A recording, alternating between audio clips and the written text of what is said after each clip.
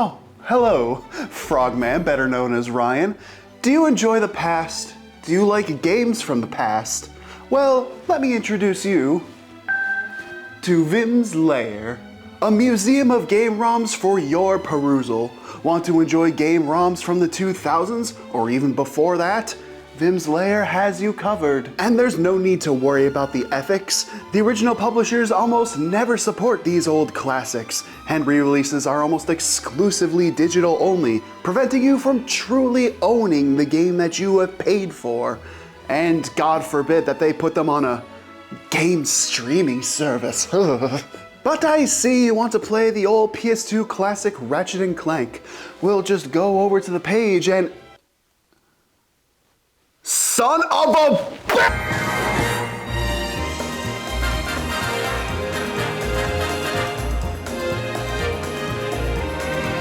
Thank you to A-Man for requesting this game. Ratchet and Clank Up Your Arse... Sorry. Arsenal is the third game in the Ratchet and Clank series, developed by Insomniac Games and published by Sony Computer Entertainment. Now, I've never played any of the games in this series, mainly because they were exclusive to PlayStation and I was learning how to not pee the bed when they were being released. As a result, this franchise kind of passed me by. I never even saw gameplay of this series until this very game, so I'm coming at this with a rather fresh set of eyes. 3 games deep into the franchise, with established characters. We start by watching TV, where Clank is the star of a James Bond-style movie. Shocking.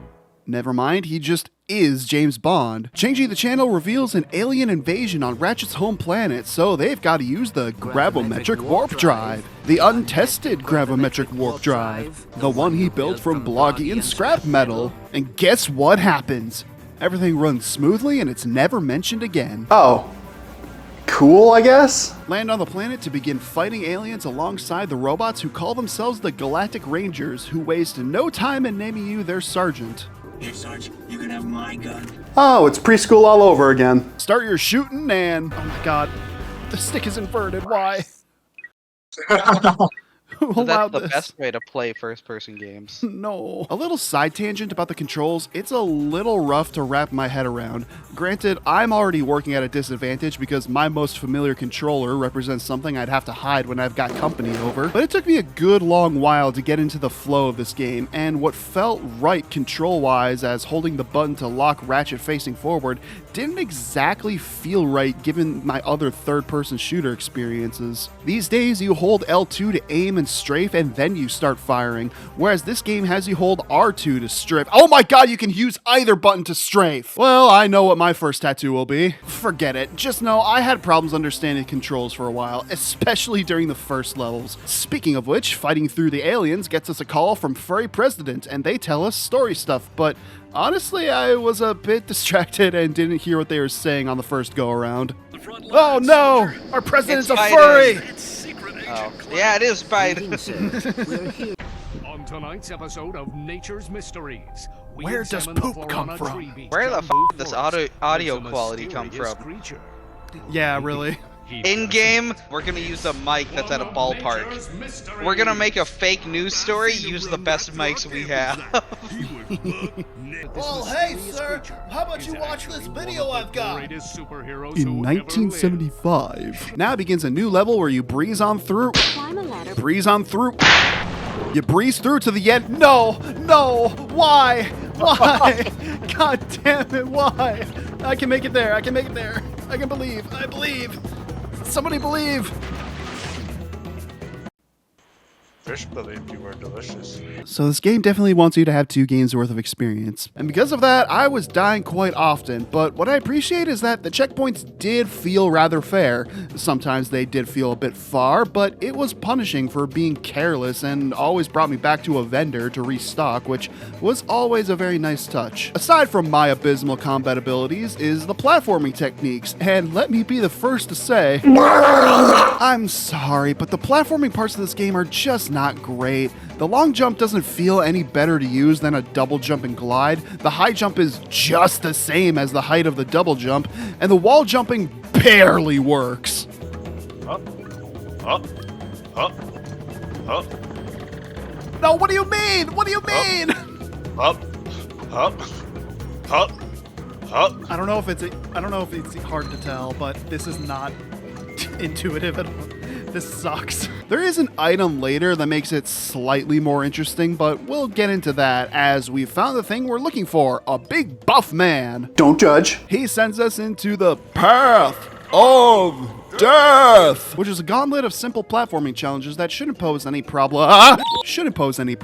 Finish the course and we come to the man who sent us down the path of death, only to realize it's Captain Quark. Oh, wow. Ratchet decides the only way forward is to beat the shit out of him. One health and a dream. Dream's dead.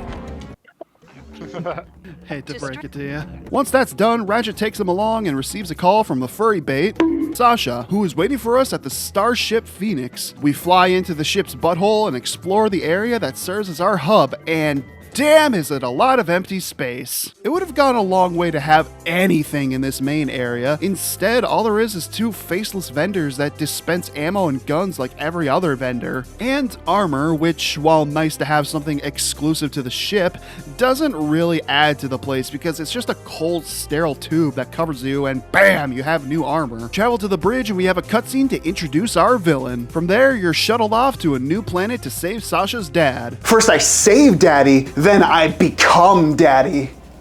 Everything seems pretty normal until we get to a menu from the dropship to initiate a bunch of missions to secure the area, defend the rangers, and set up turrets, and it feels really wonky. We never leave from this arena, but each mission forces us to load out, select the mission, and load back in with new props and set pieces in place. The load times are fast, so I'm not waiting for too long, but it feels incredibly awkward to take us out of the mission just to bring us right back again. Plus, I'm gaining bolts for succeeding, which makes me believe that this is a side mission that I stumbled upon, but this is in fact the intended route forward. It just feels weird, like they came up with this idea for some bonus mode, couldn't program it into a side mission, and just plopped it into the main story. Not too big of a deal though. We finish the final mission and meet Furry President. Sasha's told me a lot about you. Don't get any ideas, kid. She is way out of your league.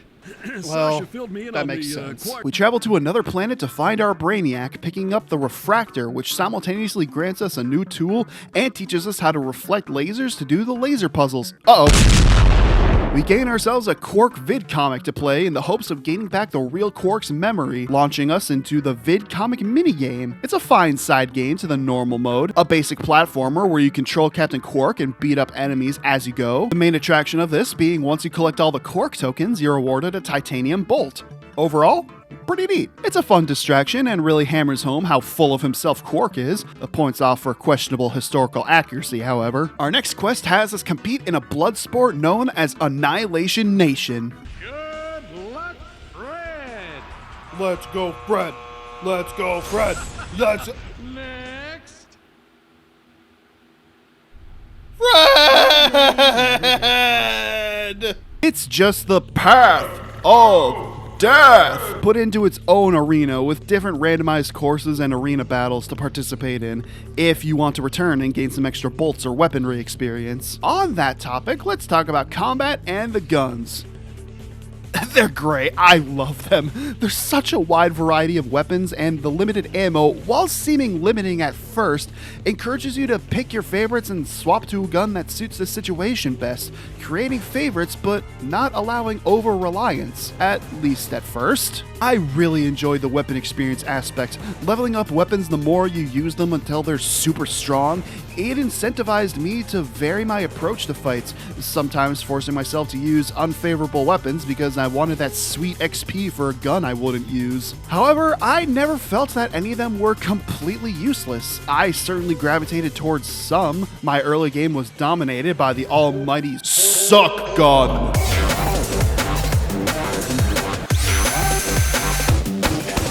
And while I had my difficulties early with aiming and strafing, put into practice, it feels very natural to be strafing and dodging incoming shots, and the fancy moves Ratchet puts up to dodge makes the whole thing feel really nice. That being said, it might be just me, but I had a bit of finger twister situation when I tried to aim, shoot, jump, and also move the camera to select a target.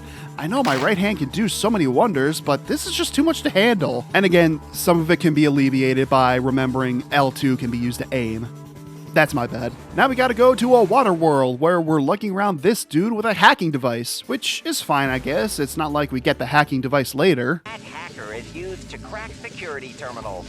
Just stand near a terminal and press triangle to hack in. Press square to...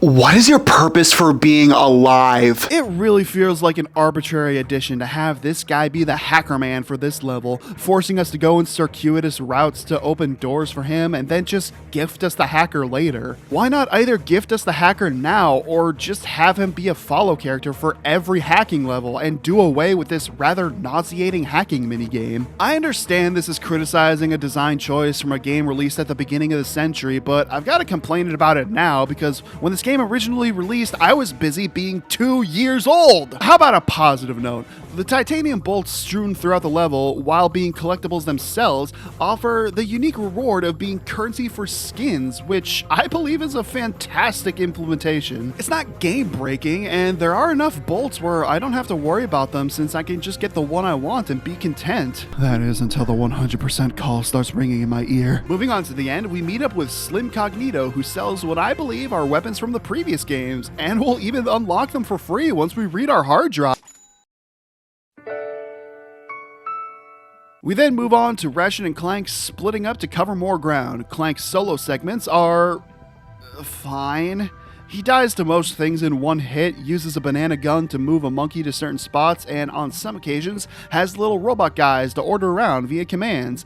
They're fine, but really not worth mentioning too much because they're more focused on getting from A to B with shallow puzzles rather than the well-tuned gun gameplay. On the other side, we have a segment where Ratchet as a Tyrannoid attempts to speak to the other Tyrannoids via a rudimentary rhythm game, and I wish I could say I got these unique dialogues on purpose. Shit. What?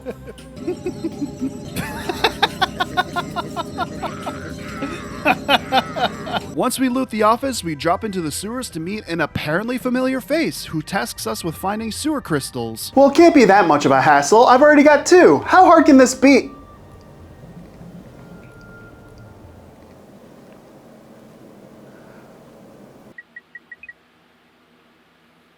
Oh, thank God.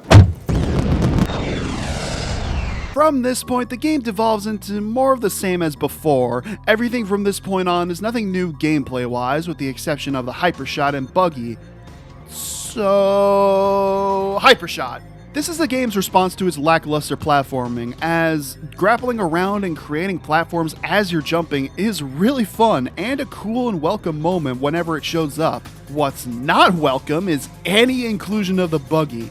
It's super awkward to control and you don't shoot, the monkey on the back does, health pickups don't work on the Buggy, and anytime it's used is because the mission has an objective on different sides of the wide open map, which takes a long, arduous time, and it's just not fun. What is fun is the rest of the story and skipping all of the side content, which is honestly hard to discern sometimes. Like, we get to the end of this boss fight, and we are shuttled to a dropship in a similar fashion to a previous mission. Where that one was required, these missions are arbitrary optional, and the only way to tell is Sasha saying, "Come back to the ship." Granted, you'd be hard-pressed to find any gamer who doesn't listen to Sasha when she requests you to come back to the ship. But on top of that, there's this split path on the Dax planet that splits what I thought was the main story and a side optional mini-boss in the warship. I thought it was optional because it was hard as fuck to beat, draining all my ammo and forcing me to grind my weapon experience, only to be met with a cutscene that gives significant story progression, finding out that Courtney Gears is in with Dr. Nefarious.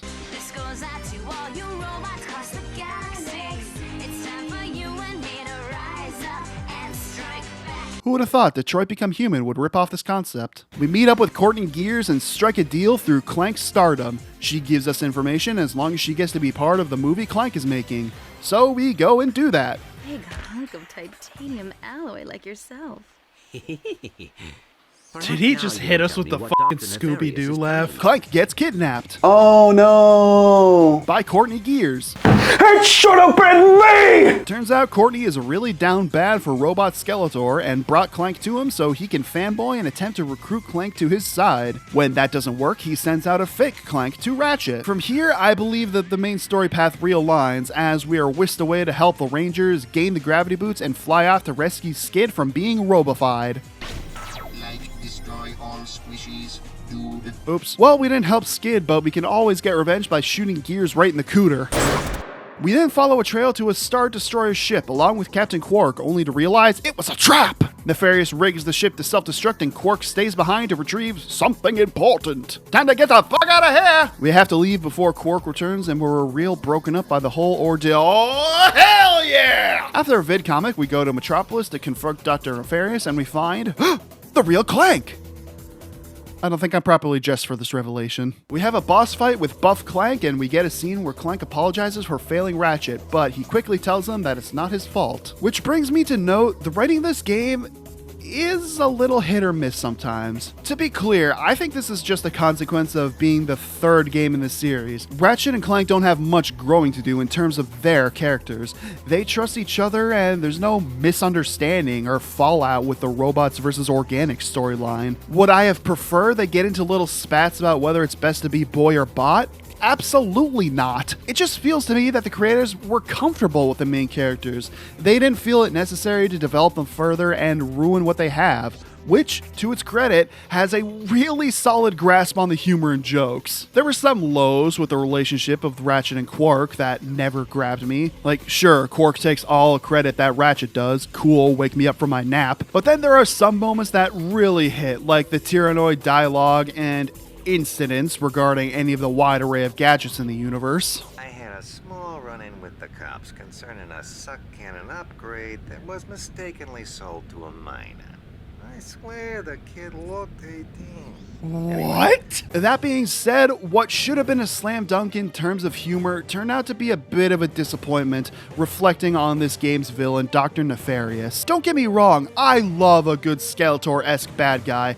I imagine a body pillow of this guy every night sitting next to me. I've said too much. Point is, all the setup is here for me to like Dr. Nefarious. The voice, the plot for total domination of all organic life, and the silly ways he's undermined in his menace. But it really doesn't capture me as much as it should.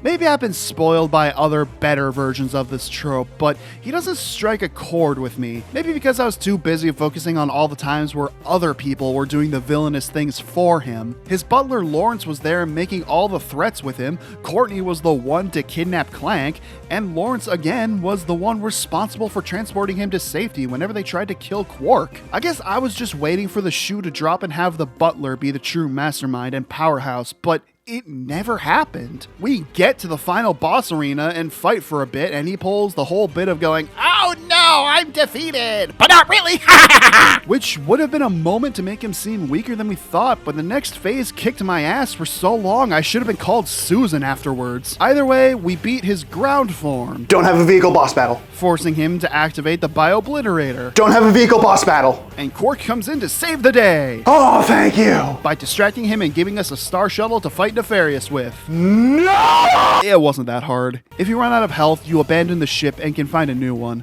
We beat the robot doctor, he teleports away, and that's the game. After the credit sequence, we unlock a challenge mode that ups the difficulty while allowing us to keep the weapon levels and money, which is really cool. Am I going to play this mode? No.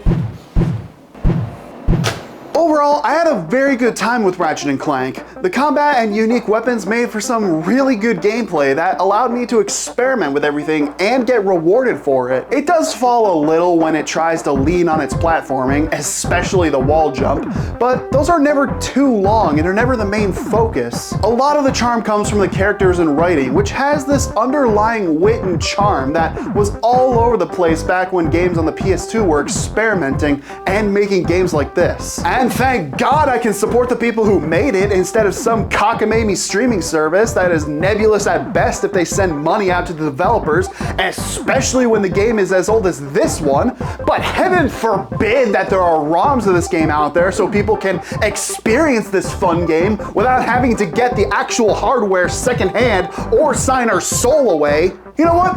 I've had enough. I think it's high time that somebody goes and fights Sony. So, as it turns out, owning any Sony products allows them to beat the shit out of you as per their terms and conditions. Isn't capitalism great?